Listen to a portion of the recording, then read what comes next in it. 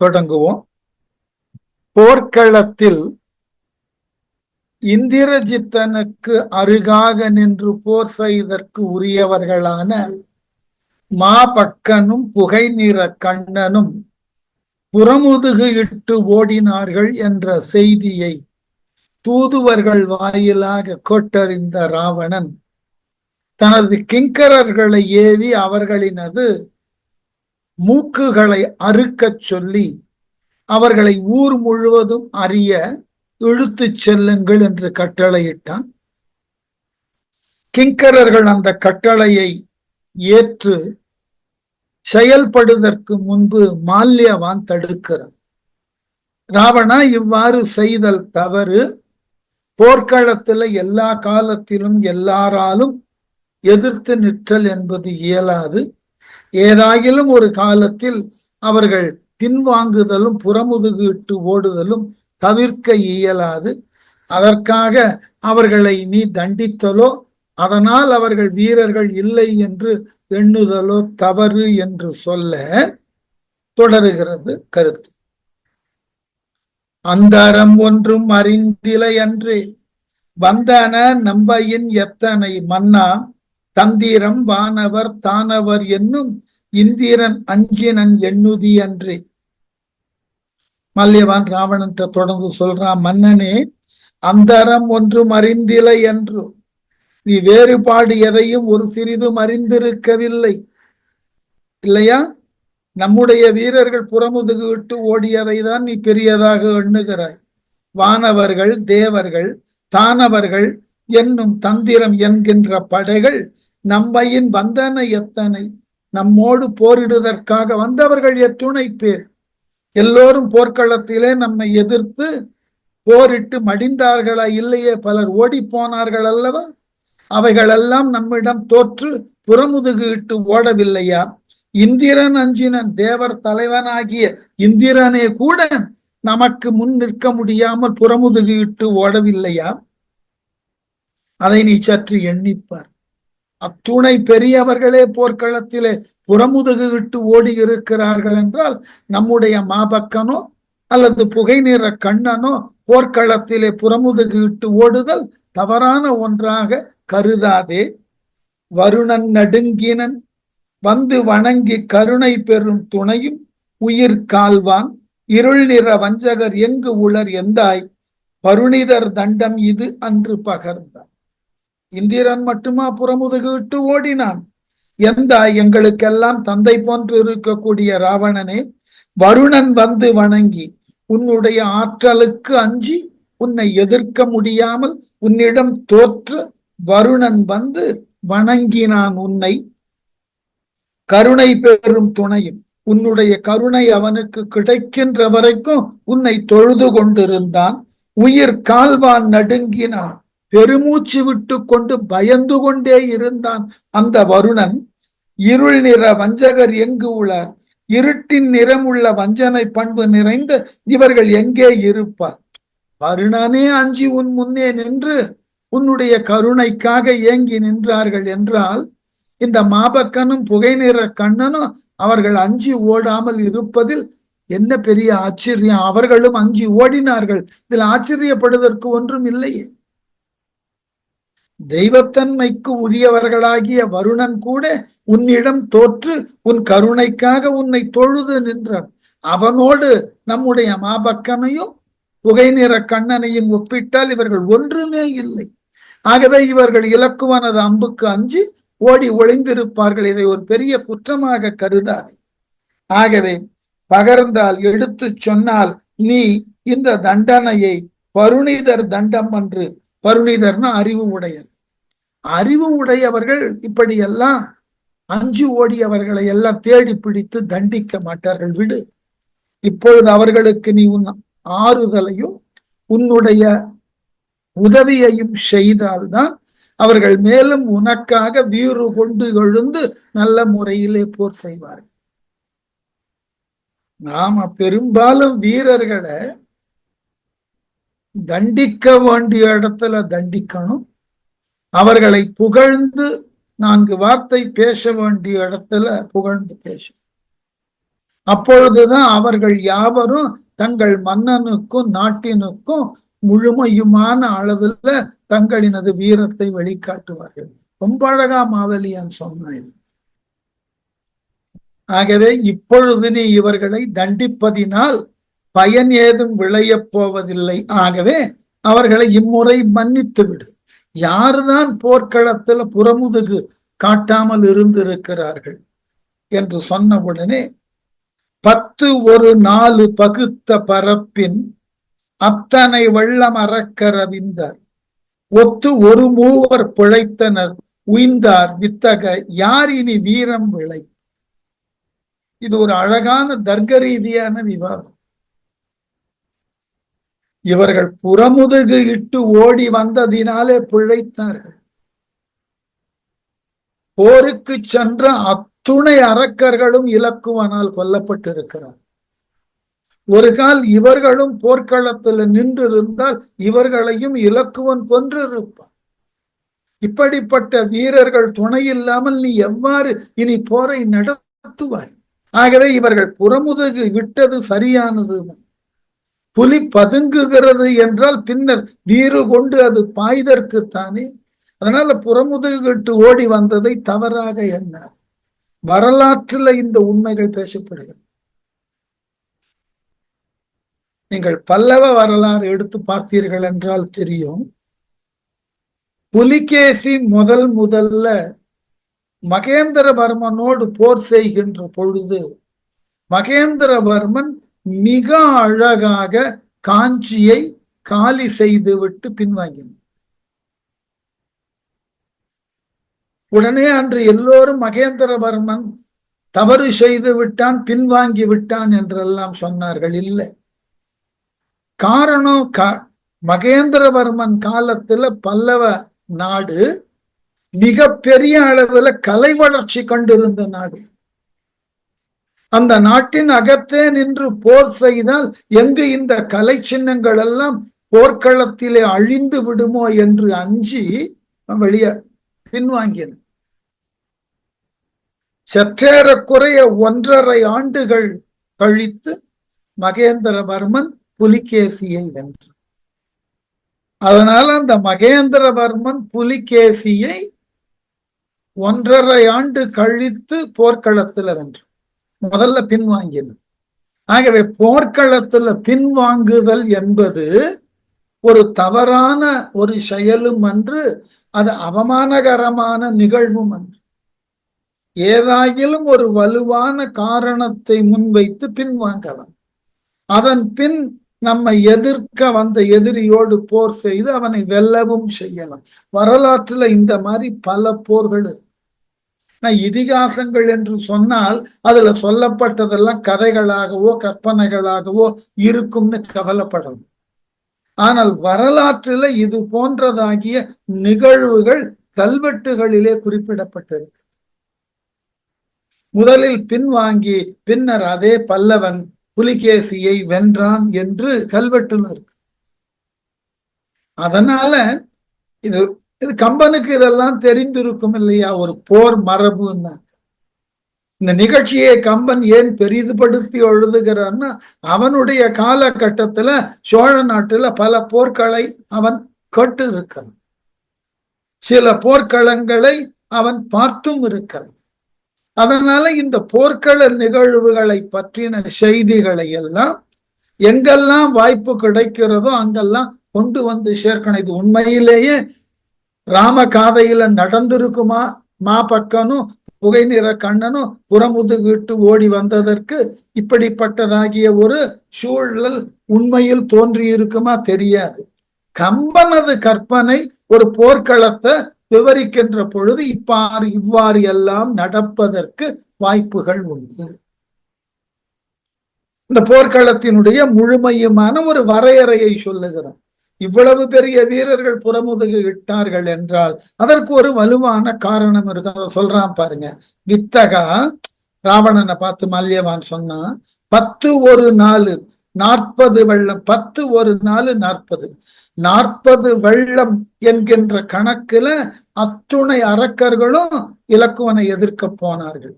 பகுத்த பரப்பின் பிரிந்த பரப்பினை உடைய அத்தனை வெள்ளம் அறக்கரவிந்தர். அத்துணை வெள்ளம் 40 வெள்ளம் என்கின்ற கணக்குல போன அரக்கர் படையில ஒருவர் கூட பாக்கி இல்லாமல் கொல்லப்பட்டு விட்டார்கள். இலக்குவன் கனகளாலும் வானர படைகளாலும் அழிக்கப்பட்டார்கள். போரில் இறந்து ஒழிந்தனர். ஒரு மூவர், யாரு? இந்திரஜித்தனும் புகை நிற கண்ணனும் மாபக்கனும், இந்த மூவர் மட்டும் தப்பித்து இருக்கிறார்கள். அதுல குறிப்பா இந்திரஜித்தன் மாயப்போர் செய்ததனால தப்பிச்சிருக்கான். மாலை நேரம் சூரியன் மறையக்கூடிய நேரத்துல சரியான நேரம் பார்த்து மேகத்துல போய் நின்று ஒளிந்து கொண்டு நாகபாசத்தை எழுதியிருக்கான். ஆகவே அவனும் ஒரு பெரிய வீரத்திற்கு உண்டான செயலை செய்யல. அவனுக்கு மாயதந்திரம் தெரிந்ததுனால அவன் தப்பித்தான். மாபக்கனும் புகை நிற கண்ணனும் வேற வழி இல்லாமல் புறமுதுகிட்டு ஓடி வந்தார்கள். ஆகவே இந்த மூவர் மட்டும்தான் ஒத்து உய்ந்தார் பிழைத்தனர், ஒன்றாக உயிர் தப்பி இருக்கிறார். இனி யார்? இனிமேல் யாவர் வீரம் விளைவிப்பார்? இவர்களையும் நீ அவமானப்படுத்தி மூக்கு அறுத்து ஓரங்கட்டி வைத்து விட்டாய் என்றால் இனிமே உனக்குன்னு போர் செய்வதற்கு யார் முன் வருவார்? இன்னைக்கு நீ தண்டிச்சுடலாம்.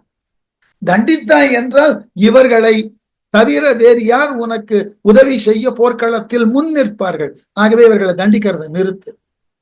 பாசமும் இற்றது பாதியின் மேலும் நாசமும் உற்றது நம்பி நடந்தாய் பூசல் முகத்து ஒரு காண்முளை போதா நீசரை ஈறுதியோ நெடுநாசி. ரொம்ப அழகான கேள்வி. நம்பி ஆடவருள் சிறந்துள்ள ராவணனே, பாசமும் இற்றது. இந்திரஜித்தன் அது நாகக்கனையும் வலி இழந்து இற்று போய்விட்டது. கருடன் வரவார். பாதியின் மேலும் நாசம் உற்றது. அரக்கர் படை பாதிக்கு மேல் இலக்குவனால் அழிக்கப்பட்டு விட்டது. நடந்தாய் நீயும் முதல் நாள் போருக்கு சென்று விட்டு திரும்பி வந்து விட்ட. நீயும் போர்க்களத்துல ராமனிடம் தோற்று திரும்பி வந்தாய். பூசல் முகத்து போர் முகத்தில் ஒரு காண்முளை போதா ஒப்பற்ற உன் மகனுடன் இறுதி வரை உடன் நின்று போகாத நீசரை எளிமைத்தன்மை உடைய இந்த இருவரை நெடுநாசி நீண்ட மூக்கினை ஈறுதியோ அறுப்பாயோ. நீ ஓடி வரல? சரி, எந்த இந்திரஜித்தன் அந்த வானர படையையும் இலக்குவனையும் நாகபாசத்தினால் பிணித்தானோ அதிலிருந்து விடுபட்டார்கள். அப்ப தோற்றது யாரு? இந்திரஜித்தன் தானே. அப்ப யார் மூக்க அறுக்க போற? நீ முதல் நாள் யுத்தத்துல ராமனிடம் தோற்று வந்தாயே, இன்று போய் நாளை வான்னு சொன்னானே. அப்போ அவனிடம் தோற்றாயே, அப்ப உன்முக யார் அறிகிறது? இந்திரஜித்தனுடைய நாகக்கனை செலவாகவில்லையே இங்கு. கருடன் வரவால் நாகக்கனையினுடைய பிடிப்பு தளர்ந்து விட்டது. அப்பொழுது இந்திரஜித்தனுடைய மூக்கை யார் இருப்பார்?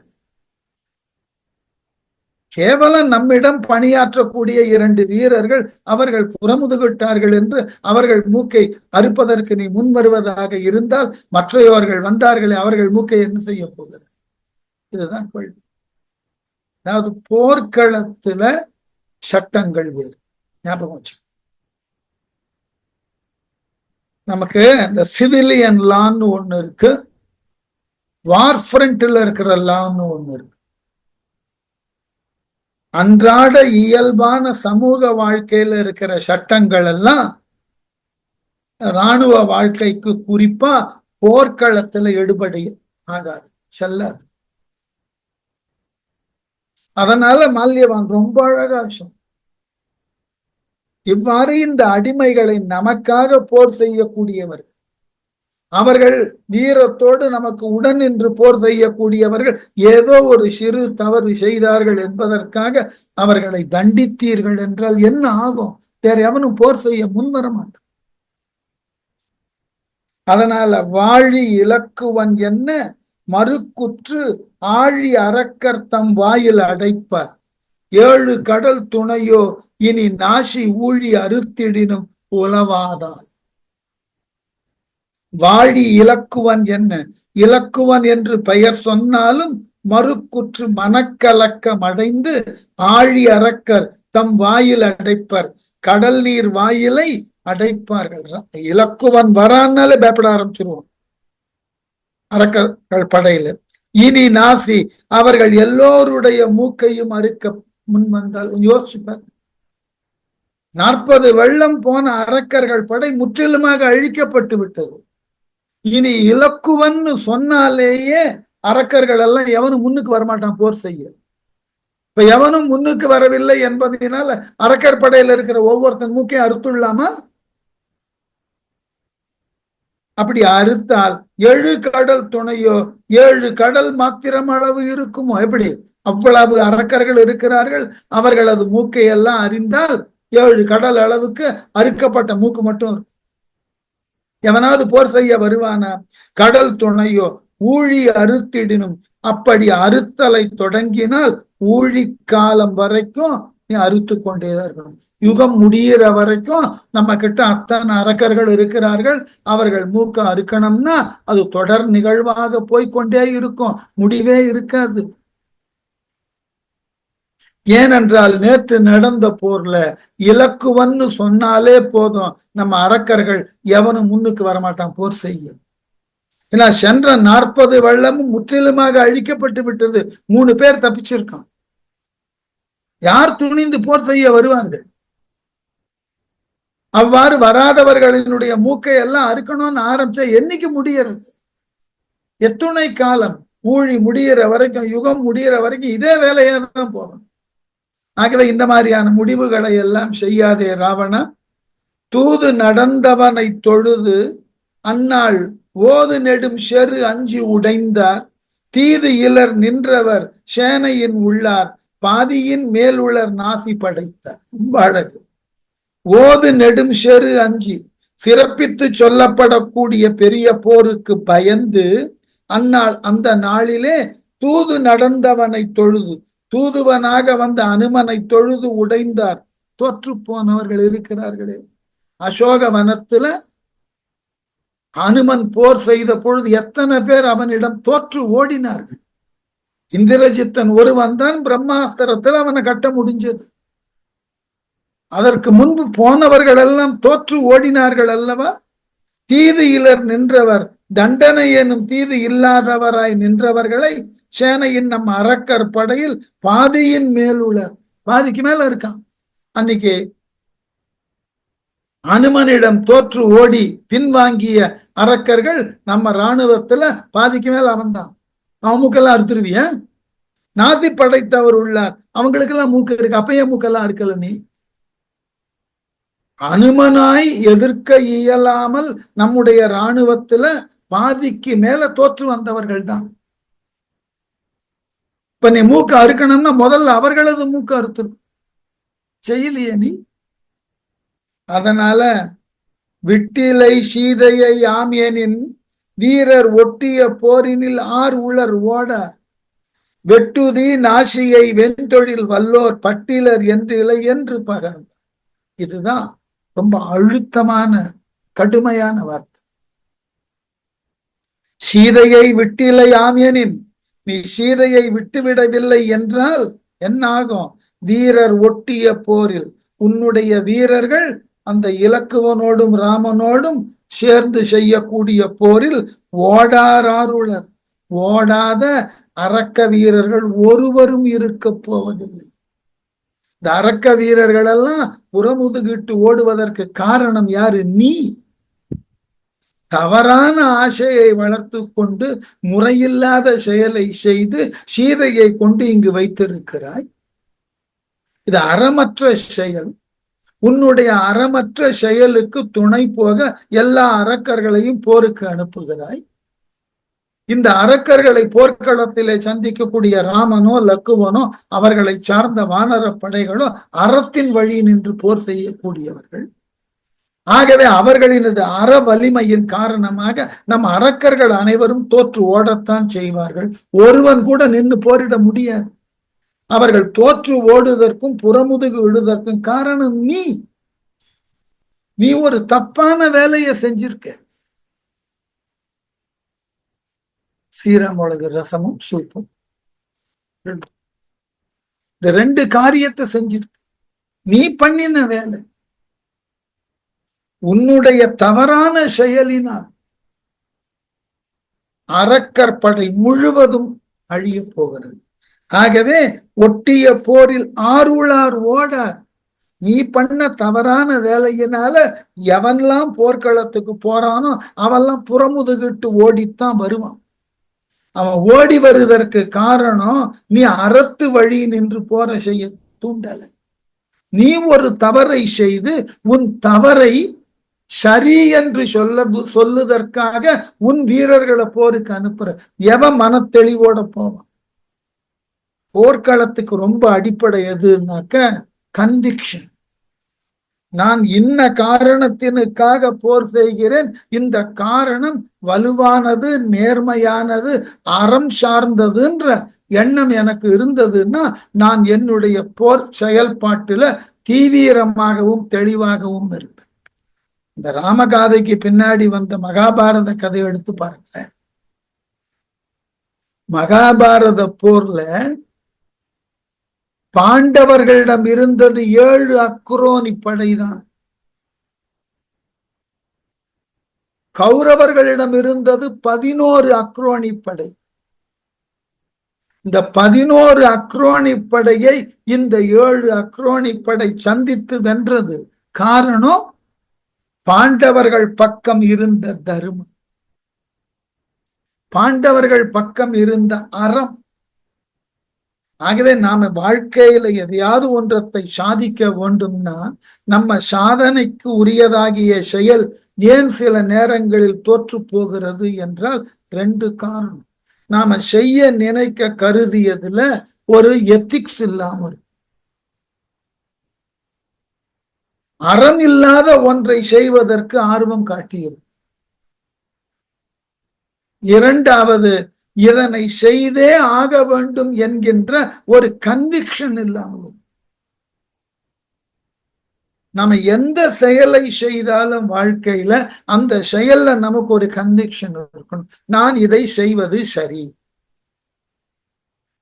நான் செய்யக்கூடிய இந்த செயலை யார் ஒருவராலும் குறை சொல்ல முடியாது, இதனை நான் தெளிவான முறையில் சிந்தித்துதான் செயல்படுத்துகிறேன் என்று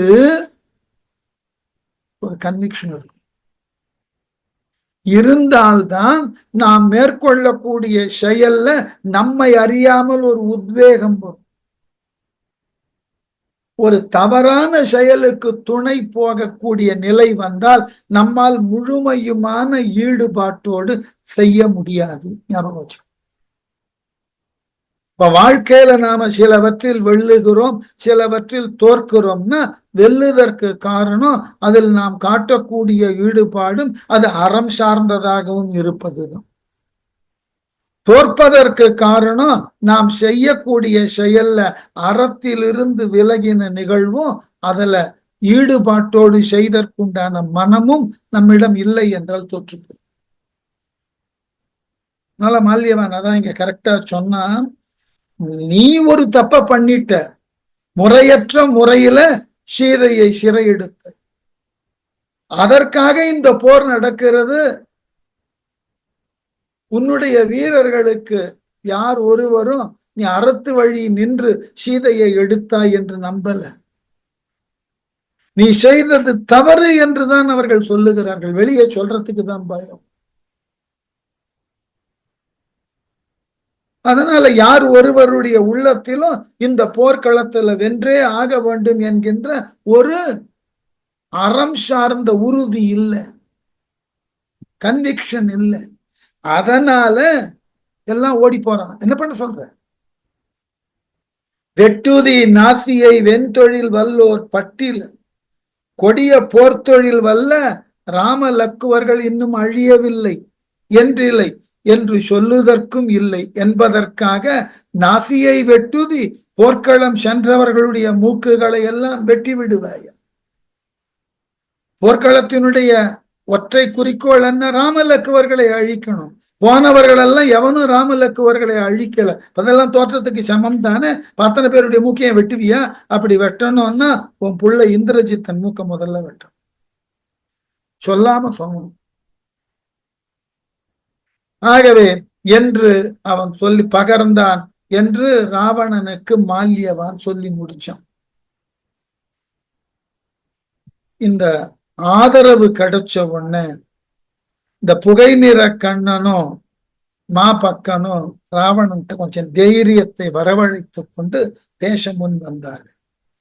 ஆரினன் என்பது அறிந்தனர், அன்னார் தேரினர், அன்னது சிந்தை உணர்ந்தார், சீரிய நெஞ்சினர் செங்கணர் ஒன்றோ கூறினர் தம் நிலை செய்கை குறித்து.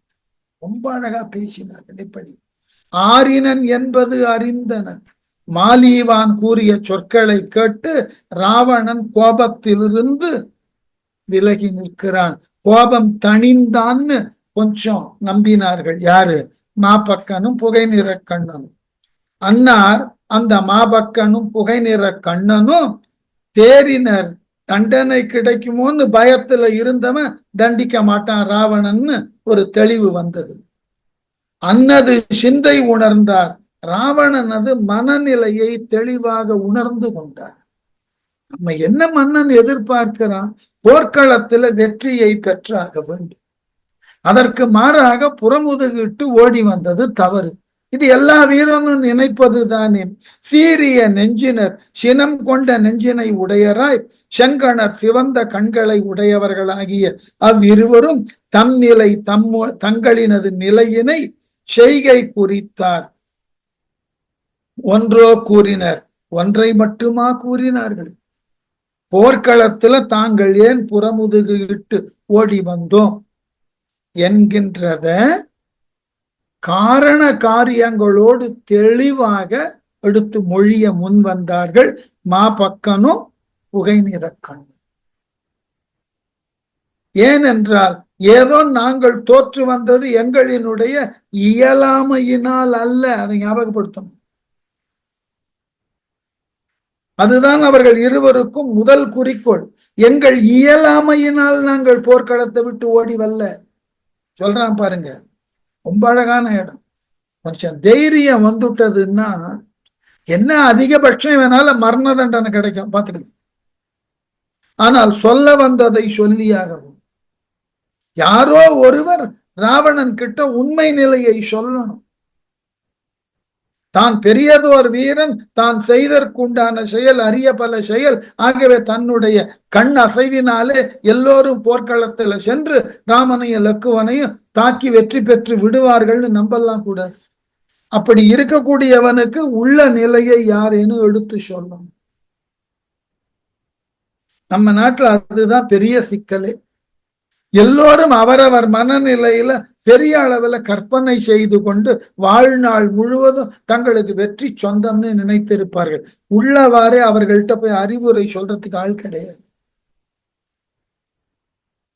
அது சொல்லுதல் என்பது மிக தெளிவான ஒரு கடமையாக வீரர்களுக்கு இருக்கணும். பேசுகிறான் பாருங்கள் ரெண்டு பேரும்.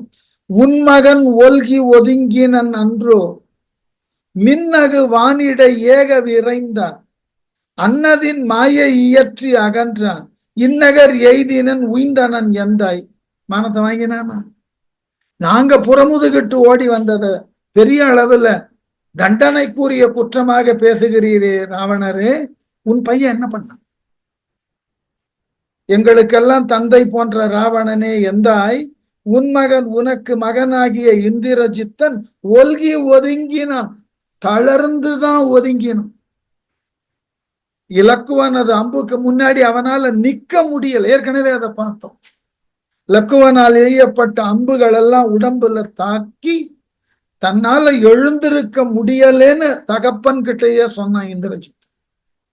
இன்றைக்கு விட்டுடு, நாளைக்கு அவனை நான் பாத்துக்கிறேன், இன்றைக்கு என்னால முடியல. அப்ப இலக்குவனுடைய அம்புகள் வலிமையாக இந்திரஜித்தனை தாக்கி இருக்கின்றன. ஆகவே ஒல்கி ஒதுங்கினான். அதனாலதான் தளர்ந்து, ஒல்குதெல்லாம் தளர்ந்து போகுதல். இலக்குவனை இனி எதிர்க்க முடியாதுன்னு தளர்ந்து ஒதுங்கினான் அன்றோ. அது மட்டுமா, மின்னகு வானிட ஏக விரைந்தான். மின்னல்கள் மிக்கு இருக்கக்கூடிய வானத்துக்கு வேக வேகமா போனான். எதுக்கு? தன்னை காப்பாத்திக்க.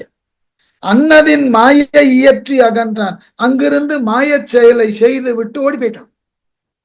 அவன் மட்டும் மாய செயல் செய்யாமல் நேரடியாக இலக்குவனை எதிர்த்திருக்க வேண்டும். அப்பொழுதே முடிந்து இருப்பான் இந்திரஜித். இந்நகர் எய்தினான், இந்த நகரை வந்து அடைந்தான், உய்ந்தனன், அதனால பிழைச்சுட்டான். மாயப்போர் செய்ததனால இந்திரஜித்தன் அந்த போர்ல வெற்றி பெற்றான். இல்லை என்றால் அவன் உடல் ஓய்ந்திருந்தது, இலக்குவனை எதிர்க்க முடியாது இருந்தான், அந்த மாயப்போரை மட்டும் செய்யாதிருந்தான் என்றால் இலக்குவன் அவனை போர்க்களத்தில் முடித்திருப்பான். இது உனக்கு தெரியுமா? எங்களை குறை கூறுகிறாயே, இந்த மாயப்போர் என்கின்ற ஒன்று மட்டும் இந்திரஜித்தனிடம் இல்லை என்றால் இந்நேரம் அவன் மாண்டு போயிருக்கும், அவன் தளர்ந்து போயிருந்தான். ஞாபகம் வைத்துக்கோ, இலக்குவனது அம்புகளினால் முற்றிலுமாக தளர்ந்து போயிருந்தான். இப்பகல் அன்று எனின் நாளையின் அல்லால் முப்பகல் தீர்கிலம் ஆவி முடிப்போம், வெப்பு அகலா எரி வெண்தழல் வெந்த செப்பு அகல் வெண்ணையின் நோன்மை தெரிந்து. நோன்மை தெரிந்தோய் வலிமையினுடைய தன்மையை நன்கு தெரிந்த ராவணனே, இப்பகல் நாங்கள் இந்த பகல் நேரத்தில் அனறு எனின் இல்லை என்றால், நாளையின் நாளை அல்லால் அல்லாமல் முப்பகல் தீர்கிலோம், மூன்றாம் நாள் போக விடும். வெப்பு அகலா வெம்மை நீங்காத எரி வெந்தழல் வெந்த எரிகின்ற வெப்பம் உடைய தீயில் வெந்த செப்பு அகல் வெண்ணையின் செம்பு விளக்கில் ஊற்றப்பட்ட வெண்ணெய் போல ஆவி முடிப்போம், பகைவர்களினது உயிரை முடிப்போம். இன்றைக்கு ஒரு நாள் நாங்க போருக்கு போறோம். இன்று இல்லை என்றால் நாளை நிச்சயம் இந்த வானரப்படை முழுவதுமாக நாங்கள் அழித்து விடும். எப்படி அழிப்போமா? செப்பு விளக்கு சூடானதுனால அதுல வெண்ணையையோ நெய்யையோ விழுதாக விட்டால் பட்ட வேகத்துல உருகிடுவது. அது போல நாங்கள் இந்த வானர படைகளை நாங்கள் பார்த்த மாத்திரத்தில் அழித்து விடுகிறோம். இன்று அல்லது நாளை, மூன்றாம் நாளுக்கெல்லாம் வாய்ப்பே கிடையாது. மூன்றாம் நாள் அந்த வானரர்களோடு நாங்கள் போர் செய்ய வாய்ப்பு கொடுக்க மாட்டோம். 2 நாள்லயே முடிச்சிடும். விட்டனை எம்மை விடுத்து இனி வெம்போர் பட்டனர் ஒன்று படுத்தனர் ஒன்றோ, கெட்டனர் என்பது கேளலை என்ன ஒட்டினர் ஆவி முடிக்க வந்த. எம்மை விட்டன, எங்களுக்கு போருக்கு, எங்களை போருக்கு அனுப்பு, போருக்கு எங்களை விடுத்து அனுப்பு, எங்களை தண்டிக்காத, எங்களை போருக்கு சுதந்திரமாக அனுப்பிவிடும். இனி வெம்போர் பட்டனர் ஒன்று, இனி கொடிய போர் செய்து இறந்தார்கள் என்பது ஒன்று, படுத்தனர் ஒன்று அல்லது பகைவர்களை அழித்தார்கள் என்கின்ற ஒன்று. இந்த ரெண்டுத்துல ஏதாவது ஒண்ணுதான் உங்ககிட்ட வரும். இப்ப என்ன தண்டிக்காத, எங்க இருவரையும் போர்க்களத்துக்கு அனுப்பு. உனக்கு வரக்கூடிய செய்தி என்னவா இருக்கும்? ஒன்று, போர்க்களத்தில் நாங்கள் இறந்து போனோன்ற செய்தி வரும். இல்லை என்றால் வானரர்களை நாங்கள் கொன்று வென்றோன்ற செய்தி வரும். ஒன்று எங்களது வெற்றி, இல்லை என்றால் மரணம். இது வரும். இதுல ஏதாகிலும் ஒன்றுதான் உனக்கு வரும். இவ்விரண்டில் ஒன்றை தவிர கெட்டனர் என்பது கேளலை என்ன, போரில் தோற்று புறமுதுகிட்டு ஓடி வந்தோம் என்ற சொல்லை இனி ஒரு முறை கேட்க மாட்டாய். ஆவி முடிக்க உவந்தார் ஒட்டினர், உயிரை கொடுக்க மகிழ்ச்சி கொண்டவர்களாய் சபதம் செய்தனர். இவர்களது உயிரை எடுக்காம ராவணன் விட்டதனால அதனால மகிழ்ந்து இவர்கள் பெரியதோர் சபதம் செய்தார்கள். இனி போர்க்களத்துல மடிவோம், இல்லை வானரர்களை மடிவிப்போம், புறமுதுகெல்லாம் இடம். உடனே பார்த்தான், சரி இவர்கள் சொல்லுவதை ஏற்றுத்தான் ஆக வேண்டும். ஏனென்றால் இந்திரஜித்தனுக்கு துணையாக இவர்கள் இருவரை விட்டால் வேறு ஒருவரும் இல்லை. ஆகவே இவர்கள் சொல்லியதை ஏற்கத்தான் வேண்டும். சில நேரங்கள்ல போர்க்கள நிகழ்வுகள்ல நமக்கு ஒவ்வாத சில சூழ்நிலை தோன்றும். அதற்கு யாரேனும் ஒரு சில அறிவுரை சொல்லுவார்கள். அந்த சூழல்ல அதை நாம ஏற்றே ஆக. ரொம்ப பெரிய விஷயம் போர்க்களத்துல இதெல்லாம். செய்வது அறியாமல் திட்டமிடுவதற்கு தெரியாமல் திகைக்கின்ற பொழுது யாரேனும் ஒரு வீரன் ஒரு திட்டத்தோடு வந்து சொல்லுகிறான்னா அந்த திட்டத்தை நீங்க கேட்டுதான் ஆகணும். அதை விட்டால் வேறு வழி இல்லை. இந்திரஜித்தனும் சொல்லிட்டான், இன்னைக்கு என்னால போர் செய்ய முடியாதுன்னு. அப்ப அங்க ஆரவாரத்தோடு நாகபாசத்திலிருந்து விடுபட்ட லக்குவனும் ஏனைய பிற வானரங்களும் பெரிய சத்தத்தை செய்து கொண்டு இருக்கிறார். அந்த ஆரவாரத்தை அடக்கணும், அவர்களை ஒடுக்கணும்னா வலுவான வீரர்கள் வேணும். அதுக்கு மாபக்கனும் புகை நிற கண்ணனும் தான் பொருத்தும். அதனால ராவணன் என்ன செய்தான், அன்னவர் தம்மோடும் ஐயிரு வெள்ளம் மின்னு படைக்கை அறக்கரை விட்டான், சொன்ன தொகைக்கு அமையானை சுடர்த்தேர் துண்ணு பயப்பரியோடு தொகுத்தான். சரி, இந்த வார்த்தையை ஏற்றதன் பின் அந்த இருவரோடு மாபக்கனோடு புகை நிற கண்ணனோடு பெரிய படையை அனுப்புவதுன்னு முடிவு செய்து அன்னவர் தம்மோடும் அந்த இருவரோடு ராவணன் மின்னு படைக்கை ஒளிவிடுகின்ற படைக்கலங்களை கையிலே தாங்கிய வீரர்களை எவ்வளவு பேரா, ஐயிரு வெள்ளம், ஐயிரு 10, 5 2 10, 10 வெள்ளம் அறக்கரை விட்டான், அரக்க வீரர்களை அனுப்பினான். சொன்ன தொகைக்கு அமையானை, இந்த 10 வெள்ள படைப்பெருக்குக்கு தேவையான யானை படைகளையும் குதிரை படைகளையும் தேர்ப்படைகளையும் அனுப்பினான்.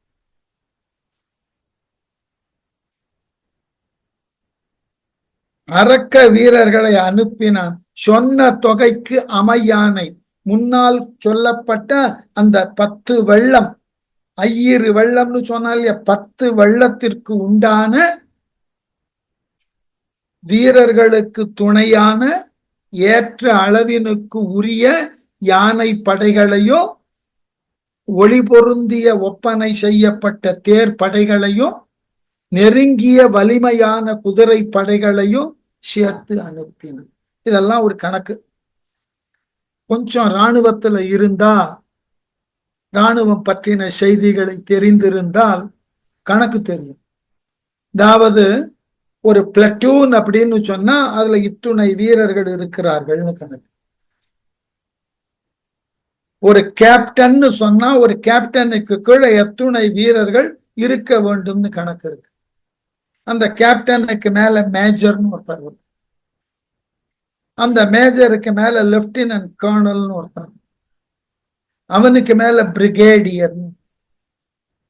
இந்த ஒவ்வொரு தலைமை பொறுப்பு கூட கூட அவர்களுக்கு கீழே எத்துணை வீரர்கள் இருக்க வேண்டும் என்கின்ற ஒரு கணக்கு. அந்த வீரர்கள் கையகம் கொள்ள வேண்டிய ஆயுதங்கள் எவை எவைன்னு கணக்கு இருக்கு. மற்றைய வீரர்கள்ட்ட சாதாரண துப்பாக்கி இருக்கும். 10 வீரர்களுக்கு ஒருவர் வீதம் மெஷின் கன் வைத்திருப்பார்.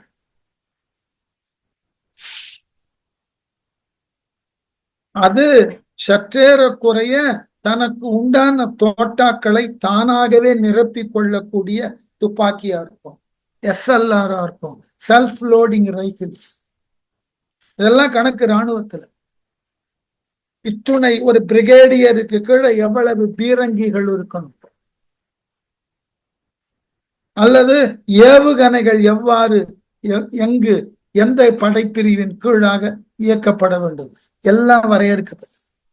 இன்னைக்கு இப்படி பழைய காலத்துல ஒரு வெள்ளம் என்று சொன்னால் அந்த ஒரு வெள்ளம் என்கின்ற காலாட்படை வீரர்கள், அந்த படை பிரிவுல இத்துணை 1000 தேர் இருக்கணும், இத்துணை 1000 யானை இருக்கணும், இத்துணை 1000 குதிரை இருக்கணும். அவைகளை எல்லாம் இயக்கக்கூடிய வீரர்கள் இத்துணை லட்சம் இருக்கணும்னு சட்டம் இருக்கு. வாய்ப்பு இருந்தாக்க அபிதான சிந்தாமணின்னு ஒரு நூல் இருக்கு. அது தமிழ்ல ஒரு தனி மனிதரால் தொகுக்கப்பட்ட ஒரு அழகான நம்முடைய புராண இதிகாச நூல்களில் கையாளப்பட்ட பெயர்களை பற்றின ஏனைய பிற விவரங்களை எல்லாம் தன்னுள் அடக்கி இருக்கக்கூடிய ஒரு அழகான நூல் அபிதான சிந்தாமணி. அந்த அபிதான சிந்தாமணியில வெள்ளம் என்கின்ற தலைப்பின் கீழாக போய் பார்த்தீர்கள் என்றால் இந்த விவரங்கள் ஒரு படைப்பிரிவினது வெள்ளம் என்பது இத்துணை அளவினுக்கு தேர், யானை, குதிரை, காலாட்படை சேர்ந்ததுன்னு எழுதியிருப்பார். கம்பன் ரொம்ப தெளிவா எழுதினார். ஆகவே அந்த 5000 வெள்ளம்னு 20 வெள்ளத்தினுக்கு உண்டான எண்ணிக்கைக்கு உரிய படையில அந்த படைக்கு உகந்ததான யானைகளை, தேர்களை, குதிரைகளை அனுப்பினான் ராவணன். மாபக்கன், புகைநிற கண்ணன் தலைமையில இத்தகையதோர் பெரும் படை இலக்குவனையும் வானரர்களையும் சந்திக்க செல்லுகிறது. நெய் அழல் வேள்வி நெடும் பகை நேர் விண் தைவரு சூரிய சத்துரு என்பான் பெய்கழல் மாலி பிசாசன் எனும் பேர் வெய்யவன் வஜ்ரம் வென்ற எயிற்றான். கூட யாரெல்லாம் போனா, நெய் அழல் வேள்வி நெடும் பகை, நெய் பெய்து செய்யும் வேள்விகளுக்கு உரிய பகைவனான நேர்வின் தைவரு சூரிய சத்துரு என்பான். நேராக வானத்தில் பவனி வருகின்ற சூரியனினது பகைவன் என்று சொல்லக்கூடிய கழல் பெய் மாலி, கழல் அணிந்த மாலி. மால்யவானுக்கு என்ன தகுதினா, யார் ஒருவரும் வேள்வி செய்தால் அந்த வேள்வியை உடனாக சென்று அழிப்பான். கடுமையான வெப்பத்தை சிந்தக்கூடிய சூரியனுக்கு எதிராக தனி நின்று போர் செய்யும். ஆற்றல் எப்படின்னு பாருங்க. அவனும் போருக்கு போனா, பிசாசன் எனும் பேர் வெய்யவன், பிசாசன் என்கின்ற பெயருக்கு உரிய கொடியவனோ வஜ்ரம் வென்ற எயிற்றான். வஜ்ரப்படை, இந்திரனது வஜ்ரப்படையை கூட தனது பற்களை கொண்டு கரித்து துப்பியவனாகிய பற்களை உடைய அப்படிப்பட்ட ஓர் அசுரனும் போருக்கு போனார். போறவர்கள்லாம் யாருன்னு பாரு. என்றவரோடும் எழுந்து, இப்படி மேலே சொல்லப்பட்ட புகை நிற கண்ணன், மாபக்கன், மாலி, பிசாசன், வஜ்ர தந்தன். அவனுக்கு பேரு வஜ்ர தந்தன். தந்துன்னா பல்லு. அந்த ஒவ்வொரு பல்லும் இந்திரனது வஜ்ராயுதத்திற்கு இணையான உறுதியை கொண்டுள்ள பல்லம். இந்த வீரர்கள் அனைவரும் தலைமை தாங்கி அந்த 5000 வெள்ளம்னு சொன்னா இல்லையா, 20 வெள்ளப்படைக்கு தலைமை தாங்கி போருக்கு செல்லுகிறார்கள். என்றவரோடும் எழுந்து உலகு ஏழும் வென்றவன் ஏவலின் முன்னம் விரைந்தார் சென்றன மால்கரி தேர்பரி செல்ல குன்று இனம் என நடந்தனர் கோட்பார். இப்படி ஆணை போக்கின உடனே என்றவரோடு மேலே சொல்லப்பட்ட இந்த 5 வீரர்கள். யார் 5 வீரர்கள்? மாபக்கன், புகை நிற கண்ணன், மால்யவான், சூரியனை எதிர்க்க வல்லான், அதற்கு இணையான வஜ்ர தந்தன். இவர்கள் 5 தலைமையில பெரியதோர் படை. எந்த அளவு? 5000 வெள்ளம் என்ற பெயர் கொண்ட அரக்கர் தலைவர்களுடன் எழுந்து மாபக்கனும் புகை நிற கண்ணனும் சேர்ந்து உலகு ஏழும் வென்றவன், உலகு ஏழையும் வென்றவன் ஆகிய ராவணன் ஏவலின், அவன் இட்ட கட்டளையின் படி சென்றன மால்கரி, மதமயக்கம் கொண்ட யானை படைகளும் தேர்ப்படைகளும் குதிரை படைகளும் செல்ல, இவைகளெல்லாம் ஒன்று சேர்ந்து செல்ல குன்று இனம் என்ன நடந்தனர், மலைகளினது கூட்டமே இடம்பெயர்ந்து நடப்பது போல் இந்த அரக்கர்கள் முன்னாக சென்றார்கள் போர்க்களம் நோக்கி. விண்ணை விழுங்கிய தூளியின் விண்ணோர் கண்ணை விழுங்குதலின் கரை காணார், எண்ணெய் விழுங்கிய சேனையை யாரும் பண்ணை விழுங்க உணர்ந்திலர் பண்பன். விண்ணை விழுங்கிய தூளின தூசி. இந்த 4 பெரும் படையும் 20 வெள்ளம், அவ்வளவு பெரிய எண்ணிக்கையில அந்த படை செல்வதனால எழுந்த புழுதி இருக்குல்ல, தூசி, வானத்தை மறைத்ததான் அந்த புழுதி. விண்ணோர் கண்ணை விழுங்குதலின் வானவழியில இனி என்ன நடக்கும்னு பார்த்து கொண்டிருந்த தேவர்களினது கண்களை இந்த புழுதி மறைத்தது. கரை காணார்.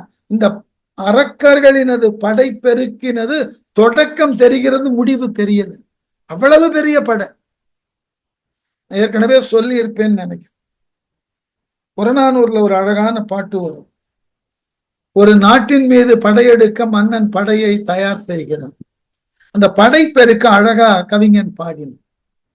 என்னன்னா, படையினது முன்னணியில சென்றவர்கள் நுங்கு தின்று கொண்டு சென்றார்கள். படையினுடைய நடுவுல சென்றவர்கள் பனம் பழம் தின்று சென்றார்கள்.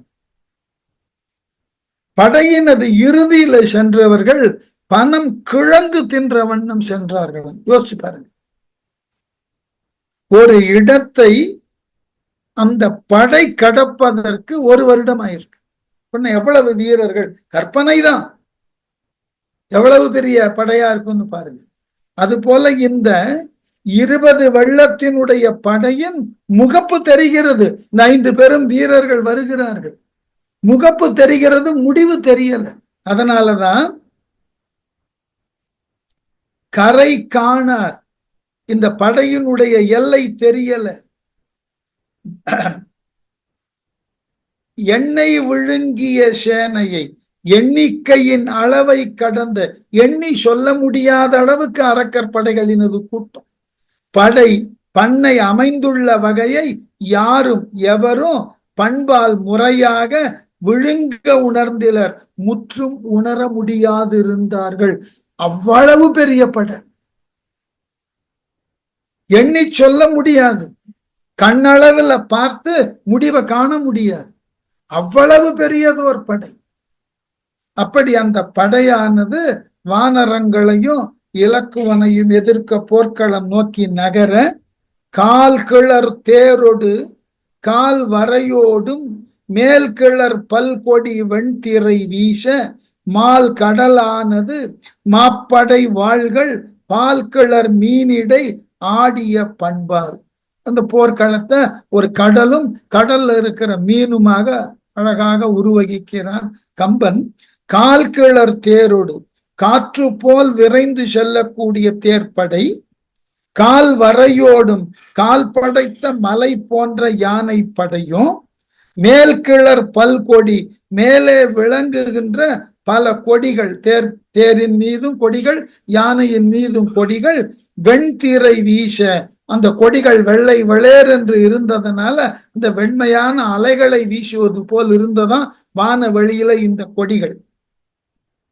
வாள்கள், வீரர்கள் தாங்கி இருக்கக்கூடிய வாழ்படைகள் பெரிய படை மாப்படையின் பால் கிளர் மீனிடை. அந்த வெண்மையான கொடிகள் எல்லாம் கடலின் அலைகள் என்றால் அவைகளுக்கு ஊடே இந்த வாளினை ஏந்திய வீரர்கள் கையில் இருந்த வாள் மீன்களை போல் மின்னினவா, மீன் போல ஆடிய பண்பால், அசைந்து ஆடிய பண்பினால் மால் கடலானது அந்த போர்க்களமே பெரியதொரு கடல் போல காட்சியளித்தது. என்ன கற்பனை!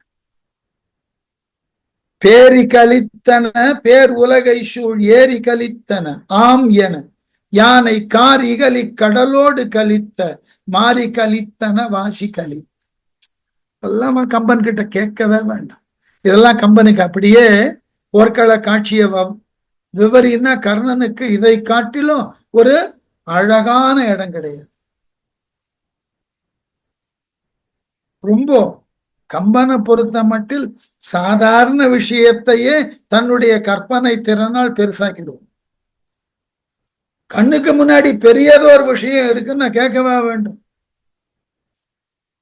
அதனால பேர் உலகை சூழ், பெரிய உலகத்தை சூழ்ந்துள்ள ஏரி கலித்தன ஆம் என கடல் அலைகள் ஒலித்தது போன்று, உலகத்தை சுற்றி இருக்கக்கூடிய கடல்களினது அலைகள் ஒலித்தது போன்று பேரி கலித்தன, இந்த அரக்கர்கள் படையில இருந்த பேரிகைகள் பெரிய ஒலியை எழுப்பின.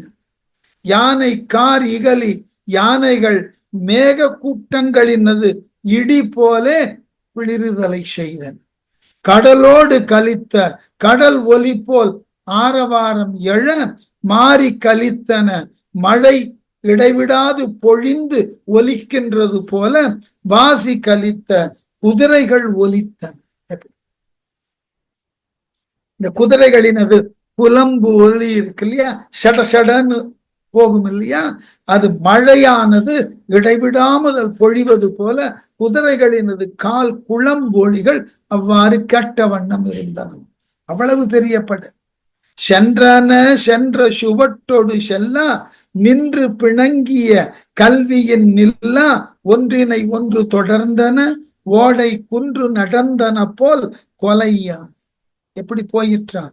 கொலை யானை, கொல்லும் தன்மை உடைய மதத்தினை பெற்றிருக்கக்கூடிய யானைகள் சென்றன சென்ற சுவட்டோடு செல்ல, சென்றனவாகிய படைகள் சென்ற அடிச்சுவட்டில் செல்லலையும்.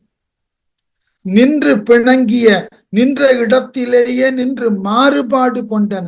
யான் அப்படி மதம் கொண்டு போருக்கு எதிர்க்க ஆள் இல்லை என்பதினால நின்று பிணங்கினவான். கல்வியின் நில்லா பாகனின் சொல்லுக்கு அடங்கி நிற்காதனவாகி ஓடை குன்று நடந்தன போல் முகபடாம் அணிந்த மலைகள் நகருவது போல ஒன்றினை ஒன்று தொடர்ந்தன. ஒரு யானையை தொடர்ந்து மற்றொரு யானை என்று ஒன்றன் பின் ஒன்றாக பெரிய யானை படை போருக்கு சென்று பாகனால் கட்டுப்படுத்த முடியாத யானைன்னா அப்படிப்பட்ட போர் மதம் கொண்ட யானை. சில நேரங்கள்ல பாகன் அது வார்த்தைகளினை கொண்டு யானை கட்டுப்படுத்த முடியாமல் போகும். அண்மையில கேரளால நடந்தது. கோவில் விழால மதம் கொண்ட யானை அங்கு இருந்தவர்களை தூக்கி வீச ஆரம்பிச்சுட்டு பாகன் என்னென்னமோ சொன்ன. அது தன்னுடைய வேகத்தை காட்டி அதுக்கப்புறம் தான் ஓய்ந்தது. கொஞ்சம் நினைத்து பாருங்கள், ஒரு யானை மதம் கொண்டது என்றால் யார் அடக்க முடியும்? அதனது உருவம், அதனிடம் உண்டானதாகிய ஆற்றல், அதனது துதிக்கை, அதனது தந்தம், இவைகளை கண்டு நமக்கு அச்சம்தான் ஏற்படும். அந்த யானையை அடக்குதல் என்பதோ அது அடங்கி செயல்படும் என்பதோ எல்லாம் அப்ப நினைவுக்கே வராது, பயம்தான் வரும். அதை காட்டில என்ன செய்வார்களாம் போர்க்களத்துல? முன்னணியினர் நிற்கக்கூடிய யானை படைகளுக்கு எதிரிகள் என்ன பண்ணுவார்கள்? நச்சு ஊட்டப்பட்ட அம்பை எய்வார்கள். அந்த விஷத்தன்மையோடு வந்த அம்புகள் யானை உடலை தைத்தாக்க அந்த விஷத்தின் வேகம் யானையை மிக தவறான கோபத்தோடு செயல்பட வைக்கும். ஆகவே தங்கள் நாட்டு வீரர்களையே கூட அது திரும்பி அழிக்க ஆரம்பிச்சது. அதனாலதான் இந்த சொல்லுவார்கள் வேடிக்கைய, கடல்ல புயலுக்கு நடுவுல சிக்கின கலத்தை இயக்குதல் என்பது எப்படின்னா, நிலத்துல மதம் கொண்ட யானையை ஒரு கட்டுக்குள் கொண்டு வருவதை காட்டிலும் கடினமானதான் கடல்ல புயல் நேரத்துல கப்பலை கட்டுக்குள் வைக்கிறது. போர்க்களம்னா இதெல்லாம் சந்தித்துதான் ஆகணும். போர்க்களம்னாக்க எதிரி மட்டும் மடிவான்னு சொல்ல முடியாது. அதற்கு இணையான அளவு போரை நடத்துபவனும் மடிவான். ஞாபகம். ஆகவே இவ்வாறு கொல்லுதலுக்கு உரியதாகிய யானைகள் அதனை அடக்கக்கூடிய பாகன் அது சொல்லுக்கு கூட கட்டுப்படாமல் ஓடைகளால் அலங்கரிக்கப்பட்ட மலைகள் என ஒன்றன் பின் ஒன்றாக கடுமையான கோபத்தோடு சென்றன. மாக நெடுங்கரம் வானின் வழங்கா மேக நெடும் புனல் வாரின மேன்மேல் போக விலங்கின உண்டன போலாம் காக நெடுங்களி யானை களி. காக நெடுங்களி யானை, காகங்கள் சூழ்ந்து வரக்கூடிய பெரிய மதம் கொண்ட யானைகள் களிப்பால் மதத்தினது மயக்கத்தால் நெடுங்கரம் தங்களது நீண்ட துதிக்கைகளை மாக வானின் உயர்ந்த வானத்தில் வழங்கா செலுத்தி மேக நெடும் புனல் வாரின. அந்த யானைகள் தங்கள் துதிக்கையை கொண்டு வானத்துல மிதந்து கொண்டு இருக்கக்கூடிய மழை நீரினை கொண்டுள்ள மேகங்களை வாரி முகந்து மேன்மேல் போக விளங்கின. மேன்மேல் போதலை தவிர்த்தனவை. மேகங்கள் அலைய முடியலையா வானத்தில்? இந்த யானைகள் அவ்வளவு உயரமான யானைகள் தங்கள் துதிக்கையை நீட்டி நீர் கொண்ட மேகங்களை எல்லாம் இழுத்து விட்டன. உண்டன போலாம் அந்த நீரினை, அந்த நீர் நிறைந்த மேகத்தை துதிக்கையினால் இழுத்து அந்த மேகத்திடையே இருந்த நீரை எல்லாம் இந்த யானைகள் குடித்த வண்ணம் இருந்தன. எவ்வளவு பெரிய யானை, எவ்வளவு நீளமான துதிக்க, மேகத்தை இழுக்கக்கூடிய அளவினுக்கு நீண்ட துதிக்க. கற்பனை தான், ஆனா அழகா இருக்குல்ல. அடுத்து, எரிந்து எழு பல் படையின் ஒளி யானர் அருங்கல மின் ஒளி தேர்பரி யானை பொருந்திய பண் ஒளி தார் ஒளி பொங்க இருந்தது பேரிருள் எண் திசை தோறும். எரிந்து எழு பல்படையின் ஒளி, ஒளிர்ந்து எழுகின்ற பல வகையான படைக்கலங்களை தாங்கின 20 வெள்ளப்படை வீரர்களினது ஆயுதங்கள் எல்லாம் மின்னுகின்றன. அதனால ஏற்பட்ட பேர் ஒளி. யானர் அருங்கல மின் ஒளி, புதியதாக வீரர்கள் அணிந்துள்ள அணிகலன்களில் இருந்து வீசக்கூடிய பிரகாசம். தேர் பரி யானை, தேர் குதிரை யானை பொருந்திய பண் ஒளி, இந்த மூன்றினுக்கும் அலங்காரமாக செய்யப்பட்ட ரத்தினங்களில் இருந்தும் பொன் வெள்ளி போன்ற உலோகங்களில் இருந்தும் புறப்பட்ட ஒளி. தார் ஒளி, பொன் மாலைகளினது ஒளி பொங்க, இந்த மாதிரியான பிரகாசமான ஒளி பொருந்திய பொருள்களெல்லாம் அந்த போர்க்களம் முழுவதும் நிறைந்ததினால் 8 திசைகளிலும் எண் திசை தோறும் 8 திசைகளிலும் பேரிருள் இருந்தது. இருளானது முற்றிலுமாக தொலைந்து போயிற்று. போர்க்களமே பிரகாசமாக மாறிற்று. இப்போ புறமுதுகிட்டு ஓடின மாபக்கனையும் புகை நிற கண்ணனையும் இலக்குவனுக்கு தெரியும், ராமனுக்கு தெரியாது. அதோட இவர்கள் இருவரோடு 3 பேர் வரார்கள் சேர்ந்து, மால்யவான், வஜ்ரதந்தன், அதுக்கப்புறம் மற்றொரு வீரன். யாரு? மூன்றாவதா ஒரு வீரன் சொன்ன இல்லையா, அவன் எப்படிப்பட்ட ஆற்றலுக்கு உரியவன்? பிசாசனுக்கு. இந்த 3 பேர், மால்யவான், பிசாசன், வஜ்ரதந்தன், இந்த 3 பேரோட புகை நிற கண்ணனும் மாபக்கனும் வருகிறார்கள். இந்த 5 பேரினுடைய தனித்தன்மைய ராமன் கிட்ட விபீடனன் பேச ஆரம்பிச்சு. எய்திய சேனையை ஈசன் எதிர்ந்தான், வெய்து இவன் வந்தவன் மாயையின் வெற்றி செய்தவனே கொல் தெரித்தி இது என்றான். ஐயம் இல் வீடனன் அன்னது உரைத்தான். ஈசன் அனைத்து உயிர்களுக்கும் அனைத்து உலகங்களுக்கும் தலைவனாகிய ராமன் எய்திய சேனையை எதிர்ந்தான். போர்க்களம் வந்து அடைந்த அரக்கர்களின் அது படையை எதிர்கொண்டு, வெய்து இவன் வந்தவன், மிகுசினம் கொண்டு இவ்விடத்திற்கு வந்தவன், மாயையின் மாயையால் வெற்றி செய்தவனே கொல், வெற்றியை உண்டாக்கின இந்திரஜித்தனா வந்திருக்கான் அப்படின்னு கேட்டான். இது தெரித்தி என்றான். வந்தவர்கள் யார் என்று எனக்கு தெளிவா எடுத்து சொல் அப்படின்னு ராமன் விபீடனனை கேட்க, ஐயம் இல் வீடனன், வந்தவர்கள் யார் யார் என்பதை சந்தேகம் இல்லாமல் தெரிந்தவனாகிய விபீஷணன் ராமன் கிட்ட எடுத்து சொன்ன யாரு? முளைக்குல சீயம் வெம்போர் வெட்டது முனிந்து, மன்னிக்கணும், முனிந்தது என்ன? புழை பிறை எயிற்று பேழ்வாய் இடிக்குலம் பொடிப்ப ஆர்த்து, தழை பொறி வாழி புட்டில் கட்டி வில் தாங்கி சார்வான், மழை குரல் தேரின் மேலான் மாபெரு பக்கன் மன்னோ. மாபக்கனுடைய வீரத்தை சொன்ன. முளைக்குல சீயம், குகையில் வாழக்கூடிய சிங்கம், வெம்போர் வெட்டது முனிந்தது என்ன?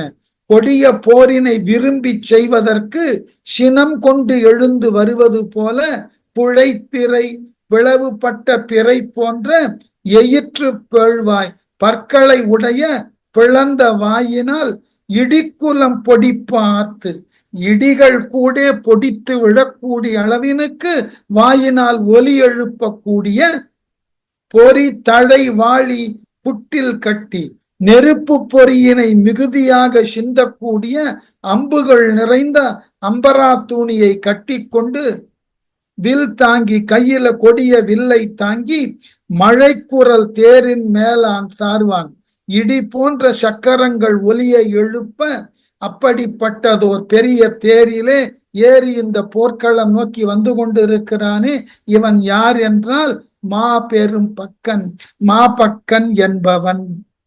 முதல்ல அவன் அறிமுகப்படுத்த, மற்ற வீரர்களை எப்படி அறிமுகப்படுத்தினான்னு அடுத்த வகுப்புல. நன்றி ஐயா. நன்றி. Thank you sir. தேங்க்யூ.